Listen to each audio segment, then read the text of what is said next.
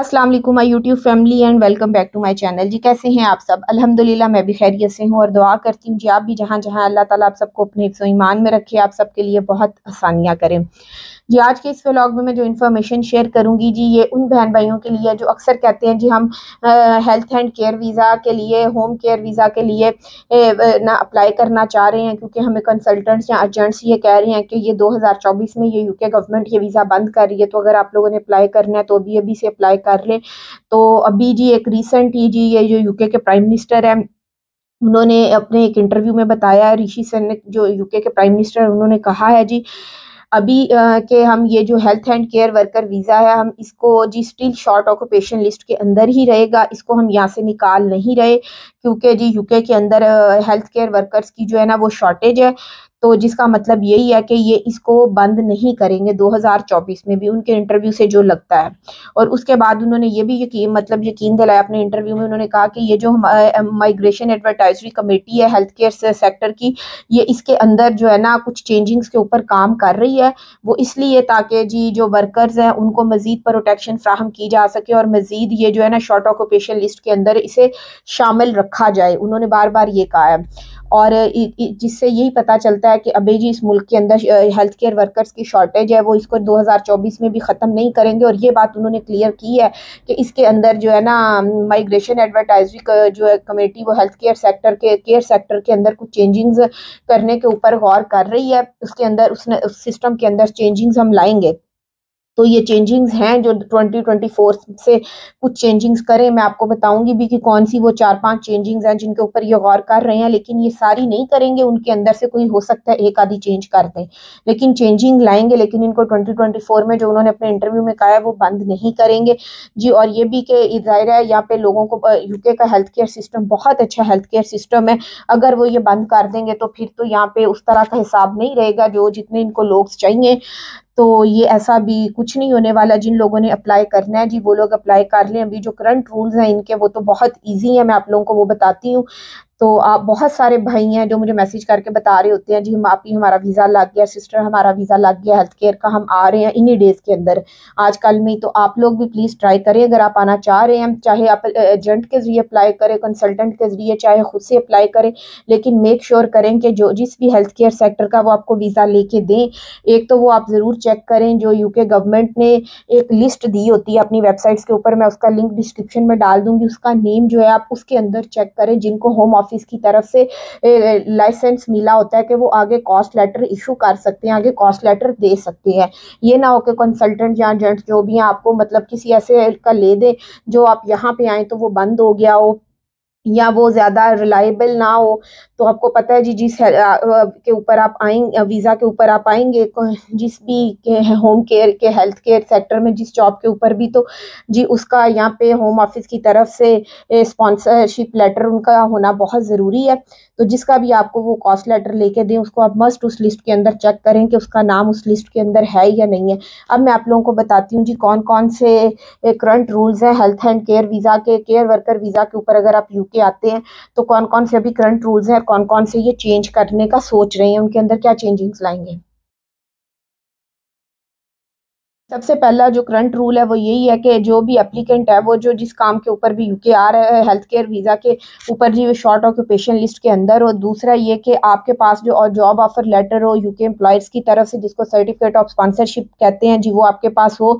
लेकिन आपने प्लीज़ ये चेक ज़रूर करना है जो भी आपको कॉस्ट लेटर दे लेके जिस भी कंसल्टेंट या ये जो एजेंट है आपका, तो वो अपने गवर्नमेंट की वेबसाइट पर जाके चेक ज़रूर करना है कि ये जो कॉस्ट लेटर जिस केयर होम का ये आपको के दे रहे हैं तो ये जो नाम है ये उस लिस्ट के अंदर आता है जिनको यूके गवर्नमेंट ने इजाजत दी हुई है या इख्तियार दिया हुआ है कि कॉस्ट लेटर इशू कर सके। तो वो जिन जिनको यूके गवर्नमेंट ने दिया हुआ है ये इख्तियार के वो आगे कॉस्ट लेटर इशू कर सके, उनका सारा डेटा उधर पड़ा हुआ है, मैं उसका डिस्क्रिप्शन में लिंक डाल दूंगी, आप वहां से चेक कर सकते हैं। तो ये मस्ट चेक कीजिएगा क्योंकि बहुत सारे केयर होम हैं वो यूके में बंद भी हो गए हैं। तो ये आपने ज़रूर चेक करना है कि जिस केयर होम का आपको लेके दे रहे हैं वो मतलब ठीक है, रिलायबल है, वो उसको गवर्नमेंट की तरफ से लाइसेंस है कि वो आगे कॉस्ट लेटर इशू कर सके। ये सारी डिटेल आप लोगों ने ज़रूर चेक करनी है।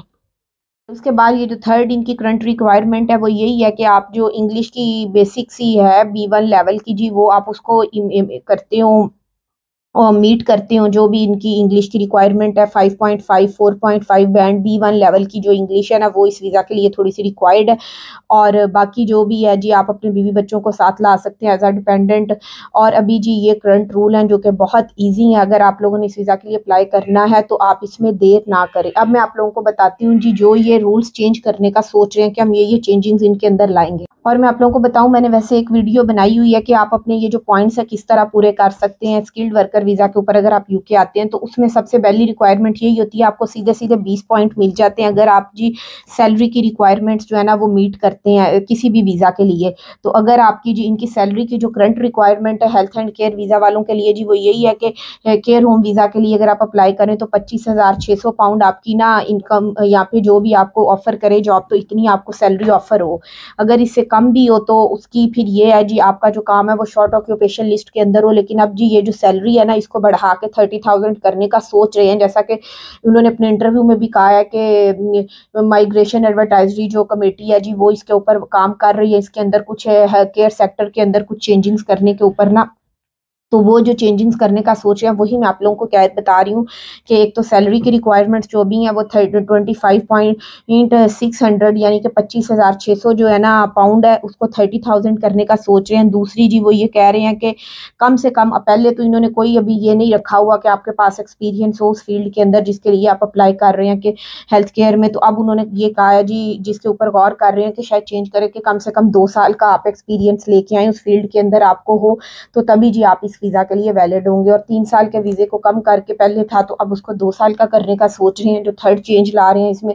और जो फोर्थ है जी, आप ओवरसीज़ जो है ना वो अब इस वीज़ा के ऊपर डिपेंडेंट को नहीं ला सकेंगे, एक ये चेंज वो करने का सोच रहे हैं। तो मैंने आपको बताया कि ये बहुत सारे गवर्नमेंट के एमपीएज हैं, वो चाहते हैं कि इस वीज़ा को ख़त्म कर दिया जाए, और कुछ चाहते हैं जी नहीं इसको रहने दिया जाए, इसके अंदर कुछ चेंजिंग्स कर दी जाए। तो अब ये देखें क्या करते हैं। लेकिन मैंने आप लोगों को बता दिया अभी करंट वाले रूल्स भी इनके क्या हैं, और जो चेंजिंग्स करने का भी सोच रहे हैं। करंट वाले बहुत ईजी हैं, आपको कॉस्ट लेटर चाहिए, उसके बाद जी आपके पास कॉस्ट लेटर आपको मिल जाएगा, तो उसके पास जी आपको इंग्लिश का बेसिक सा वो जो है B1 के लेवल की आपकी इंग्लिश हो, सैलरी की रिक्वायरमेंट्स आपकी पूरी होती हो, तो ये सारी चीज़ें अगर हो तो आप अभी अप्लाई कर सकते हैं, अपनी फैमिली को बीवी बच्चों को ला सकते हैं। लेकिन अगर इन्होंने चेंजिंग्स कुछ कर दी तो उसमें उन्होंने ये कहा है जी, हो सकता है हम डिपेंडेंट्स बंद कर दें, हो सकता है जी ये जो है सैलरी की रिक्वायरमेंट बढ़ा के 25,600 से 30,000 कर दें, या फिर ये जो 2 साल का जी कम से कम आपके पास एक्सपीरियंस होगा तो ही आप अप्लाई कर सकेंगे इस वीज़ा के लिए। तो ये चेंजिंग्स हैं अभी तो करंट वाले। फिर मैं आप लोगों को कह रही हूँ रूल्स बहुत अच्छे हैं और बहुत सारे लोग इस वीज़ा के ऊपर आ रहे हैं। तो जिस चीज़ मेरे भाइयों ने मैसेजेस करके पूछा था, कमेंट्स में पूछा था, तो वो जी इस वीज़ा के लिए अप्लाई कर सकते हैं। लेकिन मेक श्योर करें कि आप लोग जो भी आपको कॉस्ट लेटर लेके दें, जिस भी केयर होम का, जिसका भी, आपने वो गवर्नमेंट की वेबसाइट्स पे जाके ज़रूर चेक करना है कि वो स्टिल वो केयर होम एग्जिस्ट करता है, उसके पास ये मतलब वो गवर्नमेंट की वेबसाइट के अंदर उसका नाम है कि वो स्पॉन्सर कर सकता है। तो ये सारी डिटेल चेक कर लें, चाहे आप खुद से अप्लाई करें, चाहे आप कंसल्टेंट के ज़रिए अप्लाई करें। तो ये कुछ बातें हैं जिनको आप जहन में रखें। तो ये कभी ऑप्शन है, आप यूके के अंदर आ सकते हैं। 5 साल पूरे करने के बाद जी आपको ILR, जिसको PR कहते हैं, आपको मिल जाती है। उसके 1 साल के बाद जी आपको यूके का जो ब्रिटिश पासपोर्ट है वो मिल जाता है। थोड़ा सा एक्सपेंसिव तो है, 20,000 से 25,000 पाउंड तक कंसल्टेंट्स जो है ना वो चार्ज कर रहे हैं। लेकिन अगर आप अफोर्ड करते हैं तो आप इसको पे करके भी आ सकते हैं और ख़ुद से भी सर्च कर सकते हैं। लेकिन अगर आप पे करके आएंगे तो वो ज़रा फास्ट रूट होता है जी, वो आपको ज़रा जल्दी ले देते हैं। लेकिन ये ज़रूर चेक कीजिएगा कि उसके अंदर, मैं बार बार कह रही हूँ, आप ख़ुद भी सर्च कीजिएगा कि वो जिस भी केयर होम के वीज़ा के ऊपर लेके दें वो गवर्नमेंट की तरफ से अप्रूव्ड हो, उसके पास लाइसेंस हो कि वो आगे कॉस्ट लेटर दे सके। ये कुछ बातें हैं जो आप ज़हन में रखें। और बाकी जी जो जो मेरे बहन भाई जिस वीज़ा के लिए अप्लाई कर रहे हैं, अल्लाह ताला उनके लिए बहुत बहुत आसानियाँ करें और वो भी जी बहुत जल्दी यूके आ जाएं, अपनी बीवी बच्चों को भी ले आएँ। यहाँ पे जी सारा कुछ बहुत अच्छा है, आपके बच्चों को फ्री स्कूलिंग मिलेगी, NHS से फ्री जी उनका इलाज होगा, बहुत सारी फैसिलिटीज़ हैं जी जो इन मुल्कों में हैं जो कि पाकिस्तान में नहीं है। तो एक आपको अच्छा लाइफस्टाइल मिल जाता है। बाकी जी अगर आप लोगों को वीडियो इन्फॉर्मेटिव लगी हो तो आपने वीडियो को लाइक ज़रूर करना है, चैनल को सब्सक्राइब करना है। Best of luck for everyone ji.